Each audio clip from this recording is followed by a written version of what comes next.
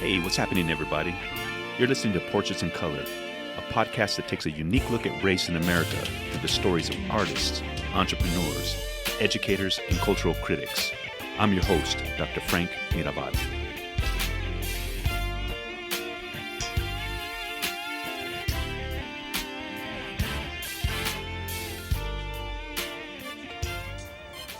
Downtown Albuquerque, along historic Route 66, lies a community at the intersection of what once was and what could be.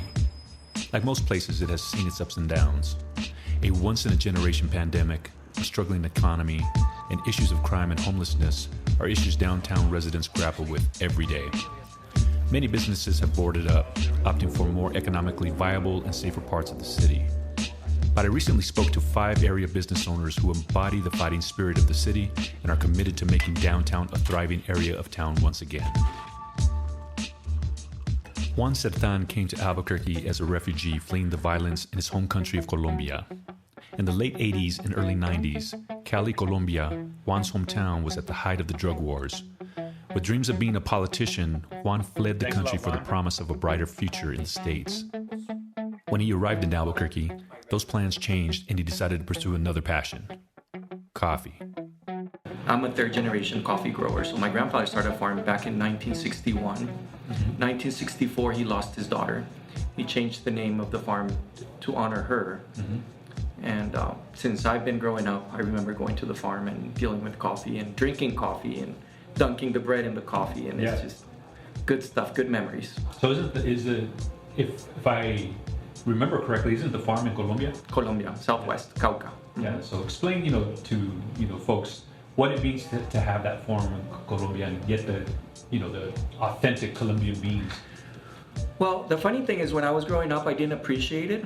You're a kid, you want to be with your friends, or you want to be watching TV, or you want to be playing video games, and here they go take you to a farm in the middle of nowhere where there's barely electricity and nothing else to do.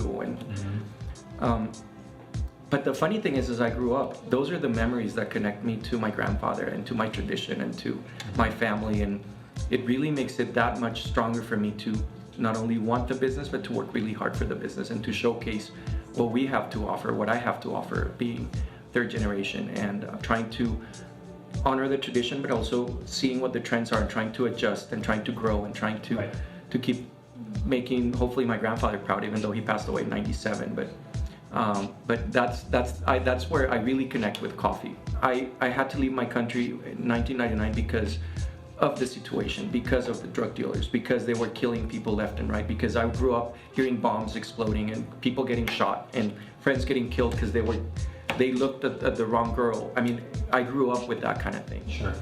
So why Albuquerque? How did you end up in Albuquerque? So Albuquerque was really not a choice.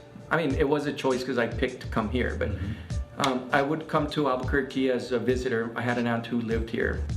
She married a guy from California. He used to work for Xerox. He transferred to Rio Rancho. And since I've been 10, I've been coming during summers to visit, and then I would spend my summer here. When we got to the U.S. as refugees back in 99, we came to Miami and realized that Miami was not a city for me. And then it was like, where can I go? Who's going to take me in while I find a job and feed me and give me, a place to stay? And it was my aunt in Rio Rancho. So that's pretty much it. How you ended up here, huh? Yeah. Very young. And I did not enjoy it for the first couple of years, and now I can't imagine my life anywhere else. So what made you want to decide to open up your business in downtown? So I saw an opportunity in 2013 when we started the brew. Downtown was going through this slump. It was just really slow. It was a hard market, but somehow I felt like what we need to build any community is actually create a place for community to gather. Right. And I think there's not better venue than a coffee shop in order to get the community engaged, get all these business people engaged, getting bankers, financials, students, being able to open a conversation. So the brew was built on the social connotation of coffee, not only on the coffee, which needs to be good, and that was a given, the fact that I would import, roast, and distribute the coffee, but we wanted to build the brew as a social environment where people could sit. And even if you see the brew now, all the chairs move, you can move the spaces, you can always go and talk. I pretty much know all of my regulars. I know them by name. I love to build those relationships, and I find that that's the most interesting thing about coffee. Everyone appreciates a good sandwich, and TUERTA happens to make some of the best sandwiches in town.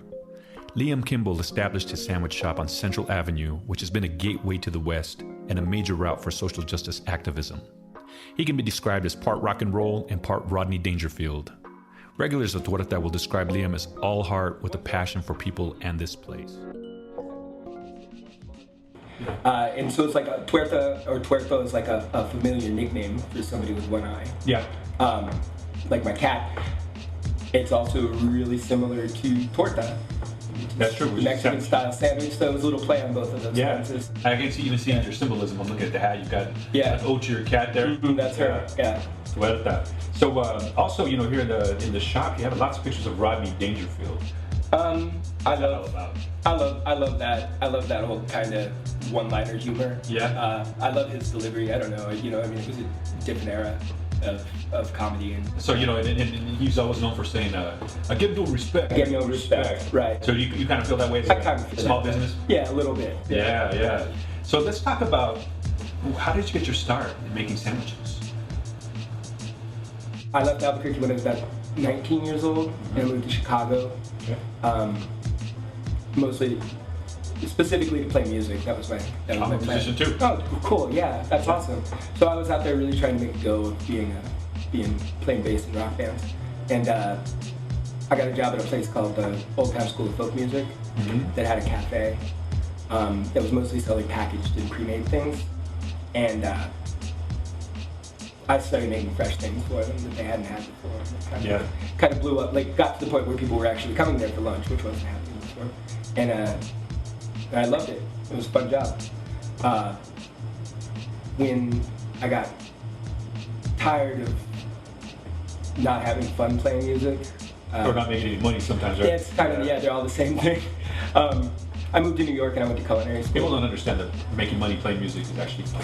Yeah, that's like we like to get paid. I like getting paid. I mean, I like the other stuff too. Sure. Yeah, but they don't put that one on me. Yeah. So I moved to New York and I went to culinary school, and I started working in restaurants out there. Pretty eclectic. Worked in a Michelin-star place for a while. I bounced around and did some fun stuff, and then eventually moved into operations there. Okay. And from that point, I kind of bounced around the country for a little while, helping people open restaurants, starting sort of new concepts and helping build those.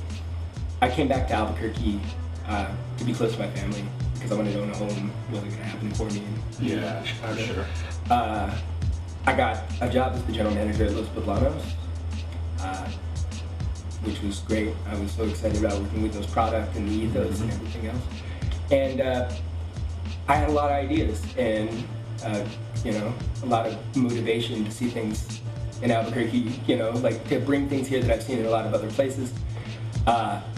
And as great as Los Poblanos is, I think I've gotten to a point where I'm bad at having a boss, and it just didn't work out. Yeah, we all get there at some point, right? Exactly. Cecilia's Cafe has been a staple in downtown dining for almost 20 years.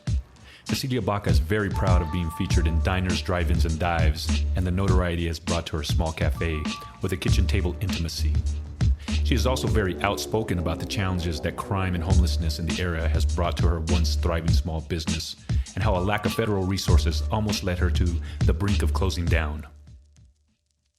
I've been in this location 18 years. 18 years I've gone. It was tough, okay?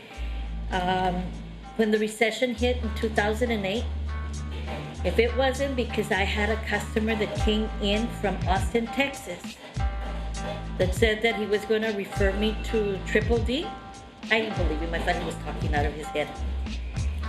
If it wasn't for that, I probably wouldn't be here today, because we filmed in August of 2009, no, mentira, 2008, and it aired in February 16th of 2009, and that was like God sent, because that was the icebreaker.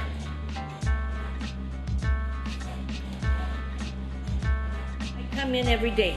I do all the cooking, so everything is done fresh. People like to eat a lot of chicharrones, carne adobada. I get my meats from Nelson.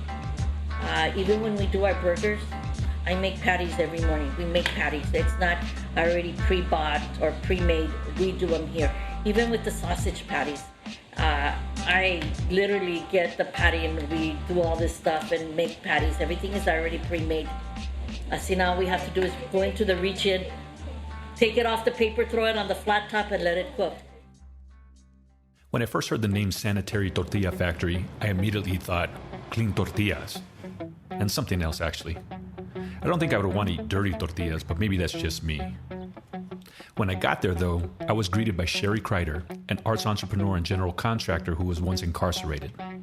I immediately connected with her drive and entrepreneurial spirit. When you check out Sanitary Tortilla Factory, Sherry's handiwork is visible throughout the facility. The reimagined space provides studios for area artists while maintaining the historical integrity of this iconic building. The original Sanitary Tortilla Factory had passed away, and so Frank was really nostalgic for what this place meant to art, and I had no idea.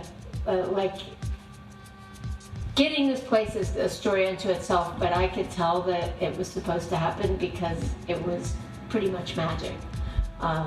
We had tried to develop other projects and there were roadblocks, and then when this space was on the table, just crazy things you couldn't orchestrate happened. And its connection to art really kind of made me feel like we were in the right place. So in the 70s, this image is from the 70s, this was a local arts hub.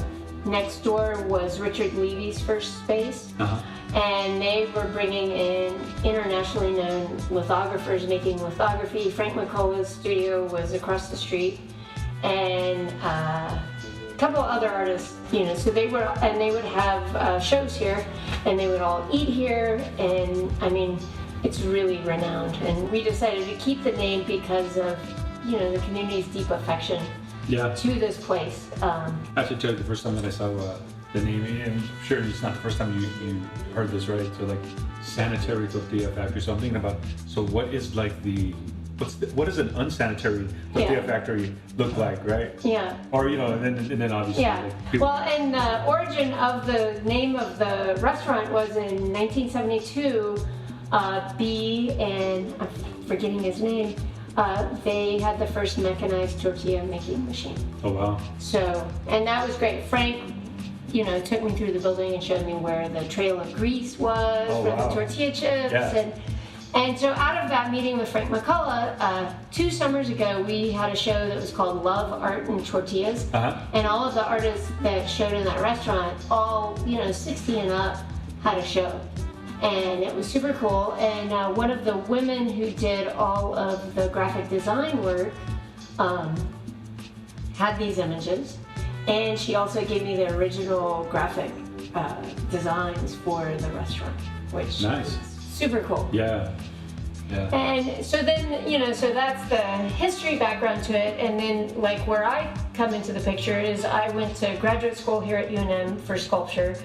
And when I left school, there were not studios. You had to pay to have your exhibitions. So it was, pretty much the front line of like what artists do right out of graduate school. Right. And so I kind of created this place. I have 3 jobs to make this place happen. I'm a licensed general contractor. I'm also a professional artist, and I am the curator and director of this space. So you need to stop slacking, maybe. It's a lot. And now that I'm getting old, I'm like, I don't know if I can keep this up much longer. Most people have 4 jobs. Come on, Sherry. Yeah. Step up your game. Yeah, right? Some say the arts are the sigh of the oppressed. They allow us to make sense of the good and the bad in the world. With the reckoning on race and a global pandemic happening concurrently, we need the arts more than ever. Dennis Gromelski, executive director of Fusion, made a decision a long time ago that downtown Albuquerque was a place to build a thriving arts scene. After 25 years in the Albuquerque area, we can officially call him a Burqueño. I became a local 6 years ago. Okay. My experience tells me you need 25 years in a place before you can become a local. Unless it's prison. Yeah. Well, you could do 25 years in prison and be a local. That's a total They would call those neighborhood. local. Locals. They call that local, not local. Yeah, so 31 years I've been in town, and well, if you want to get into the nitty gritty of it, my first time through was I was driving a bright green 1974 Cadillac hearse with a couple hundred surfing stickers on it, en route from New York on the way to the Oakland Dead shows. Came through town, and it absolutely and immediately captured me. I immediately got the sense with the big sky that this place and the people, business on a handshake at that time, it's changed a little bit now, but still kind of that same sense. If you're a person of your word, you'll go far in this town, right, and throw out any preconceived notions about it, because you're going to have to relearn those anyway. And I just fell in love with that concept of, in essence, go west, young man, the Wild West. Yeah. I grew up in New York, in Yonkers, which is just outside, next to the Bronx, and I used to have an accent. That's been punished out of me now. Well, you kind of have a New Mexican accent now. Yeah. When you start going, definitely not underlay, because that doesn't happen so much. Right. But I did my college years in Maine, and then I've always been I guess either fortunately or unfortunately, I found a copy of On the Road on my dad's desk when I was in sixth grade. And so right after college, I hit 49 of the 50 states, living in various other vehicles. And interesting. In the interim, while I was here living in New Mexico, I was also spending a lot of time on the road. Because A, I'm a road warrior, or used to be, and B, because I was involved in the trade show special event industry very heavily for 20 years. I was traveling 5-6 months a year to different gigs literally around the world. I got into that through building sets. Let me follow up on your earlier question. Yeah. My dad's a professor, or was a professor emeritus. You guys are a bunch of low achievers, man. What's up with this? Rocket scientists, professors. Yeah, well, both of those skipped a generation in me. I'm a student of life, I guess. We decided, because the group of folks weren't able to work legally, we put our big people pants on right from day one, and we opened a professional theater company.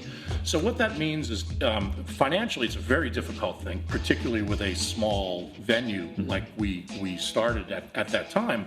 It's a very difficult thing to be able to pay a livable wage, a seasonally negotiated living wage, along with pension and health payments. It's the arts out in the real world. It's employment, it's job creation, that kind of thing, and that's always been very interesting to me. But once we opened that, we moved into the Cell Theater. We called it the Cell Theater. Everyone always says it's that because the jail used to be right down the street. And actually, no, it was the Cell because it's just starting as a very small, atomic particle, right? And here we go with steam again. Molecular. Yeah, here we go. And it all connects. And I won't even mention another company that's involved, zygote procreations. That's another out there biology thing. But when we started this theater in this building, it's really about, during all my travels, it was obvious to me, both when I was doing stuff for corporate gigs and both living out of my vehicles, it was obvious to me what different towns were doing and what cities were doing all over the country and the world, particularly in their downtowns, and how those communities developed. COVID-19, the worst public health crisis in 100 years. All of the pain and suffering felt by this once-in-a-lifetime pandemic can only be described as devastating. Lives lost, shutdowns, overwhelmed hospitals, and we still are dealing with the new variants being introduced to what has seemed like a never-ending nightmare. Downtown businesses had to quickly adapt to a new normal by moving to online sales, delivery, and virtual events. Some businesses received resources to keep them afloat, and others did not. The inequities we see in our daily lives were only magnified by the pandemic. Well, I really thought it was the end of the brew. Just for what I said a minute ago, I based the brew on the social connotation of coffee. So people come to the brew to share. not only a good cup of coffee, but to have a conversation, to meet people, to, there's people who come here and say everything happens at the brew because businesses happened at the brew, new connections happen at the brew. So when they shut us down, it was like, what am I gonna do? But when COVID hit, I thought it was game over. Fortunately, I had shifted the model, so I had bought a smaller roaster, and what I had to do then go to online sales. And a lot of my regulars in the community kept supporting by buying coffee, and then I would just go deliver to their homes, and that was able to keep me afloat until now that we're finally reopening and the brew's starting to feel again with a little bit of life and a little bit like the brew. Were you able to access any like the PPP loans or things of that nature? I did. I got PPP last year back in May. Maybe I was one of the first. I don't know if one of the first, but I did it pretty early on. And that really helped through those first months. That was so tough. I opened about 6 months before it happened, and the plan had been to take the winter, which is always a tough time, and try and establish a name, get ready, and it was going to go from there. I was completely ready to not make any money for a year. That's the way it happens when you have a business. And this was my all-in. I put my life savings into it. Yeah. Was it takeout at the time? It was all takeout. I was really lucky that this window existed before I opened. Sometimes I'd go an hour without seeing anyone. Sometimes I would only see people who were on the street out here because there wasn't anyone coming to work, and there was no reason for anyone to come down here if they didn't live down here. Mostly it was lonely. Like that was the biggest thing about it for me, is that it was lonely down here. That was annoying, okay? Especially when they were starting to give out money. It should have been, the way I see it, it should have been for the smaller business first, and then let the franchise come in and get whatever. As I was explaining to you earlier, I have a brother-in-law that has 5 McDonald's, and he was bragging of all the money that they had gotten. I'm thinking, wait a minute, we're over here struggling, you're getting all this money, but your drive-ups are going like crazy. Yeah, so it didn't impact your business? It didn't. It really didn't. Down here in the downtown area, a lot of places shut down because they couldn't do it. I survived barely, but that also meant I got rid of all my retirement, I got rid of all my CDs. I had to, and it was just myself and Kim. I have no savings, none. The only loan that I got was the PPL. After that, I tried other loans. Within a day or a couple of days, there was no more money. It was gone. And it was irritating because it wasn't just me. I would talk to other people and they would tell me, Cecilia, have you tried? I go, I did. I go, but there's no money. They go, we haven't gotten not one loan. I go, just now, May 3rd, there was the RRF or the RFF. It was another loan. So I did the whole web seminar, everything. As soon as that portal opened, I did the loan. By 5 o'clock, all paperwork was sent in.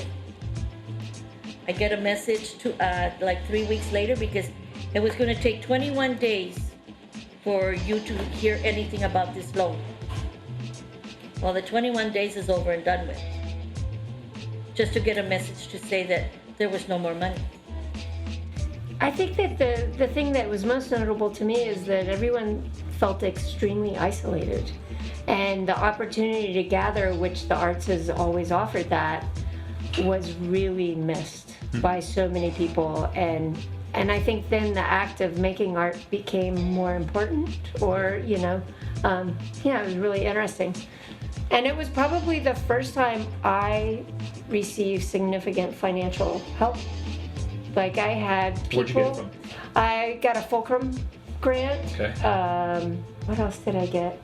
Some other just anonymous donors reached out to me and said, we know you do good work, here's $1,000. Wow. So, it was really kind of, it was very impactful and really made me feel positive about how our community can really help each other in hard That's times. right. And how people value what you're doing, Yeah. right? Yeah, I went to, in January of 2020, at the end of January, I went to a music festival in Jamaica, and I happened to spend a day and a half in New York each way, going out and coming back, and I came back and I was pretty wiped out. I ended up in press for 8 days with severe sepsis and double pneumonia. Wow. Yeah, and this was before the COVID testing. This was the beginning of February. And I they put 4 courses of antibiotics through me, nothing was working. And thankfully, the doctor, before it became popular, threw dexamethasone, that steroid, in me, which is helping clear people's lungs, and that has that helped me out. So right from the beginning, when this thing started hitting, I was like, man, even my worst enemy, and I don't have any enemies other than perceived enemies through certain political channels, but I wouldn't even want that person. We're not going to share any of those. No. But drowning with every breath that you take is scary, and I know you know something. Oh yeah, about absolutely. that too. Yeah. How do you change your head around the pandemic and the fact that because of gathering restrictions, wham, you're done? But not only gathering restrictions, because our opening is not only contingent on the governor allowing gathering restrictions and entertainment venues to open up. We're currently only at 33% now, which for an organization that has never made money on a show because of our small venue, 33% doesn't really make us want to go out and open up right away, at least for the theater. Now you're 33% more in the red. Yes, exactly. So we kind of had to. So it's not only the governor that dictates when we open the physical properties, but because we're a union house, we work with the Actors Equity Association and the Society of Stage Directors and Choreographers. They have their own clean, safe, and sanitary rules that you need to get behind. And currently, for us, they're not allowing anyone to have in-person gatherings. So that made things very tough. We ended up, because we have these facilities, we were confident, and we ended up opening up the doors to any art organization, any other arts and beyond organizations that wanted to use these as studios. We'd help them edit, we'd help them put things together in order to go after funding. The incredible aggressive funding locally from the city, from the Urban Enhancement Trust Fund, from New Mexico Arts at the state level, from the Albuquerque Community Foundation. These people stepped up and recognized what arts organizations were going through, to the extent that I don't know of a grant in state for the arts opportunity that has been dictated this year on the project basis. It has been very plainly labeled, if not as COVID relief, but for general operating support, which is something that arts organizations in particular have been fighting for many years. So with some of the PPP loans as employers, paying pension and health and salaries, we were able to secure some funding for that. Granted, it's, we're in the process of trying to get it forgiven as a grant, but it's a loan now. And there are other economic incentives that the feds have put out there that we have our fingers crossed and hope to help us get through and bridge this. The downtown businesses and their owners are part of a larger community. The killing of George Floyd in May of 2020 sparked a movement for racial justice that swept across our nation, and Albuquerque's downtown area was the epicenter for organizing and protests in the Duke City. It was also the place artists came together to capture this historic moment in time. Well, that was a very hard situation because your heart is there, right? You understand the cause. You actually want to fight for the cause, and you like I went marching. I've always been so active, and it's so important for me that we as a society we become better. We have that responsibility.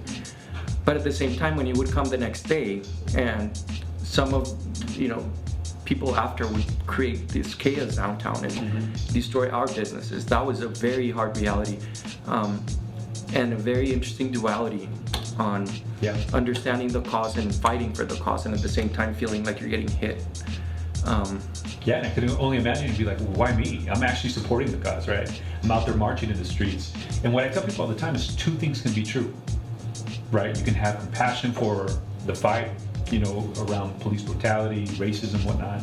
but then also be upset as a business owner that, hey, look, sometimes, things get out of hand and my property gets destroyed. Absolutely. However, I always remind myself, you can always replace a window. You can always start over. You can always, even though as much as I love the brew, because it is my baby, and as much as I love my community, I want to believe that the brew and the community is more than this building. And that stuff we can work on and make better. However, the brutality and the killings, that stuff really needs to be centered. Not that I'm okay with the destruction, but that was my way of coping with it and kind of accepting the fact that just from the location, geographical location where we are, it's kind of, it came with the territory, I guess. So at some point I wanted to be a politician. This is where... Don't do it. I know. That's why I said at some point. I wanted to be a politician. I come from a family of politicians, governors, mayors in Colombia. What part of Colombia are you from, by the way? Cali, Southwest still. But my dad was from Barranquilla, and through that side of the family, a lot of politicians. And I really wanted to serve, like try to make a difference, if that makes sense. But I realized when I went to work for the state that it is much harder than you think. Not harder, but you have to, I feel like you have to compromise your values, which is very sad. Like you come to a reality that you don't want to see, or I didn't want to see. And for me that was disheartening, and it just made me think, I can't do this. That's not the path I want to follow. How can I affect change, even if it's a much smaller scale? And that's when I decided I was going to start a company. Right. And even in my microcosm, I can pay living wages. I can, create a community where everyone feels safe. Meet people and at a very small level make some sort of change, at least for our block, if that's even if that's the case. But that's that's important, right? So I mean, creating a job, that's economic development. Being able to create a sense of community, so all of that's super important. And my years of working in government, I recognize that we all love sausage. We don't really care to know how it's made. Right, and that's a perfect way of putting it. Yeah. Racially and socially and economically, and all those, of course, are completely tied in. Politically, I mean, Absolutely. look at what's happening. I'm happy to say that because theater, the industry of theater has always been open. It has always explored topics that other types of industries don't even look at. That even within that industry and within our theater industry, boy, there's a reckoning going on there as well. Yeah. And everybody's looking at themselves from the ground up. So what we at Fusion have decided is we're not going to just throw out a couple slogans and put something up on our website. What we're after is systematic programming that is inclusive and attaches to a lot of these stories, because it's storytelling that need to be told. And so we have some great upcoming things that I haven't completely cemented yet, but are now in the works, and we're waiting to hear for some UETF funding to help us go forward with it. But one of the important things that we as an organization now, what we've been known for nationally and internationally is we've been amazingly nimble and lithe at securing the rights to the award-winning shows off the New York and London stages. So over the last 20 years, we've been putting on productions of shows that just won the Tony Award 2 months earlier, before San Francisco, LA, Chicago, Dallas, because we're no threat to anyone here in New Mexico. That's a great place to test ideas. Yeah, exactly. So we're pivoting from that a little bit. We're still going to bring the best of what we can if we deem it worthy. But there were no award-winning shows the last year and a half off of these world stages, because there were no world stages. So what a great opportunity! Unless they were being streamed. Yeah. That's my main job. Yeah. So there's a photo that caught my eye as I was walking around, and it was around the Black Lives Matter protests that were happening downtown. Can you describe what that means to you? That photo was taken on June 2nd, 2020? 2020, from the overpass there at I-25, the train tracks. So that day and a couple of days before that, I'd been participating in marching in protests and in actions.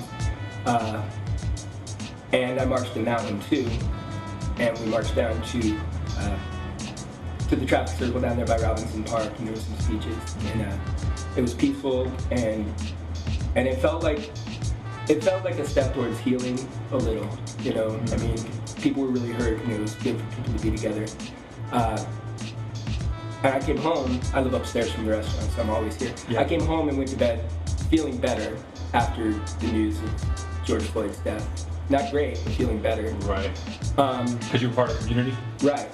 Because it was a shared event. People were coming together, and especially with the pandemic, how isolated everyone was been. I was woken up that night at about 3 in the morning. Loud banging, noise, sirens, things like that. And when I came downstairs, there was still clouds from tear gas that the cops had shot. So this is right outside your storefront? That was down at Chemo, but it was everywhere. Right. All of my neighbors' windows were busted out, pretty much on every side of Central. There was fire damage, things like that. And I knew it wasn't associated with the protest. Right. I mean, I had been a part of the protest. Everyone had been so peaceful. Yeah, I mean, it was really.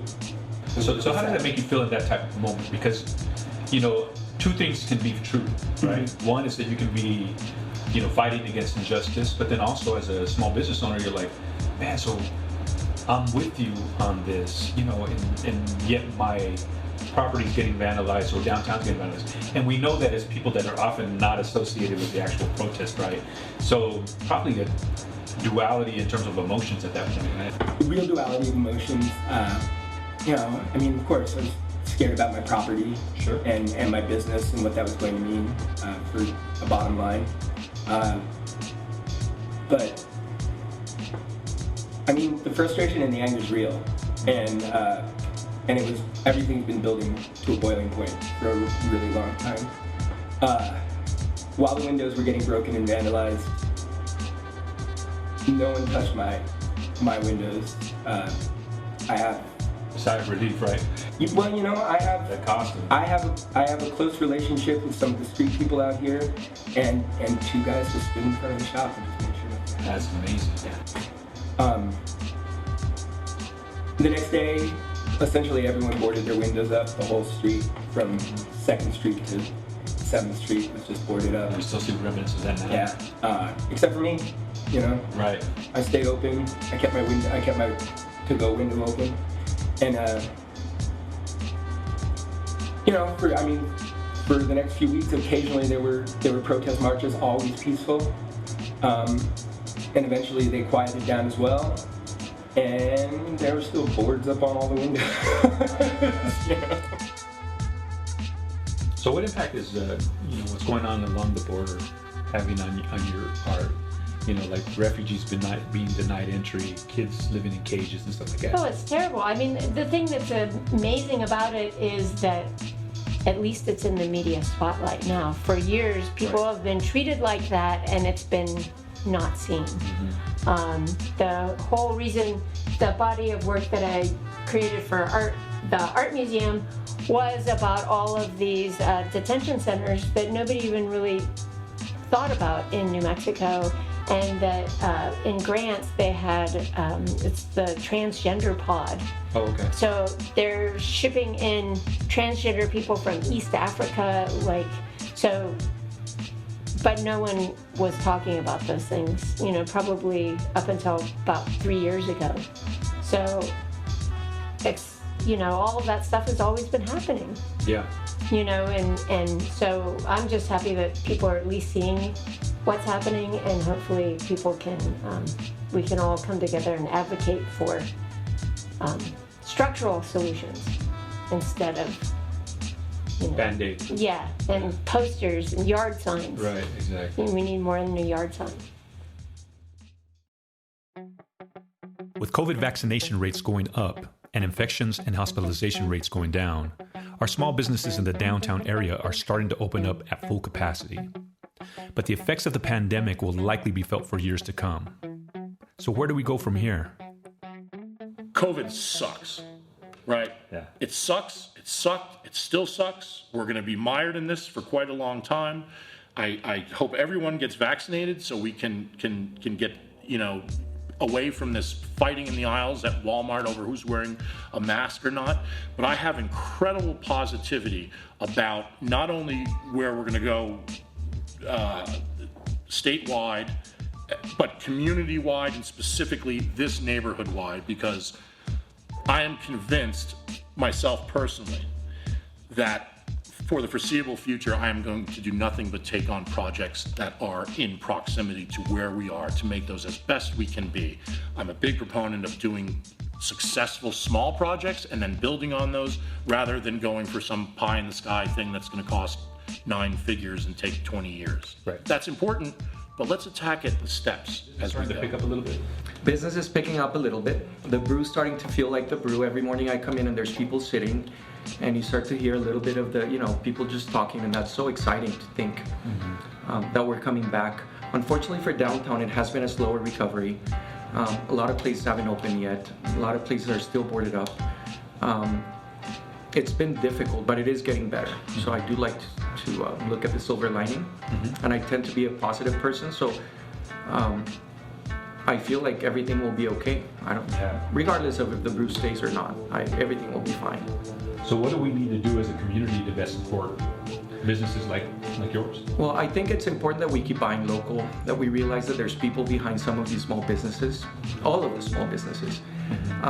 It's very easy to get fascinated by the new brand that is showing up in coffee, for example, and then you see lines of 2 hours to buy it. Right. Which is great. I'm not saying that's bad, but at the same time, I hope that we can level out some of that with, let's support some of our local businesses as The well. flavor of the month versus those that have been doing this for quite some Right. time. What we have to realize is there's many businesses like mine who are supporting not only our local community, but we're giving employment to our people and money staying all in our community, specifically Albuquerque. So for me, that's very important. So do you got any major plans to expand the brew or your brand in any way that you want our listeners and viewers to know about? Yes, so I'm actually looking for locations because I am going to open at least one more, ideally 2, but I want to do it right, and I want every brew to have the same environment where people can come and be part of a community. So I need to find the right space, but that's happening this year for sure. I'm opening another brew for sure. That's part of the plan, and then I'm working a lot on videos, trying to do a lot of interactions, and that's part of what happened through COVID. Creating a page as a barista, showing people how to make drinks, showing people why I love coffee. I went to Colombia in March, and I was able to do some videos from the farm, and that educational piece that is so important for me. So that's exciting, and that's a new project that I'm taking on as well. Well, the things that I've always wanted this to be haven't changed. I want it to be a place where almost anyone can come and eat. I do everything I can to accommodate gluten-free diets, dairy-free diets. I haven't, almost half my menu is vegan. So that being able to include, be a place for everyone, that's always been important to me. Being able to feature products and produce and meats grown by people here in New Mexico or raised by people here in New Mexico, that's more important to me now than ever. And with things like, there are different things happening down here. The art walk is great. We do a vegan dinner once a month. I just want to make it bigger, and I want to bring more people in. I want to be able to work with more artists. I want to work with different chefs. I don't know. It's weird. I've got a lot of ambitions, and it's not a lot of them are about money. That's awesome. Well, because of the county opening up here, by July 8th, there should be like 800 employees. So that's good for me. It's going to be like it was back in 2009, where it was just overflowing of people. That's what I'm hoping for. As a matter of fact, today I even made a couple of phone calls because I want to see if anybody has gotten the kitchen, or if anybody's even willing to do a kitchen in the courthouse, a small kitchen. If this could be home base, I can just take everything over there, you know, and Satellite. yeah.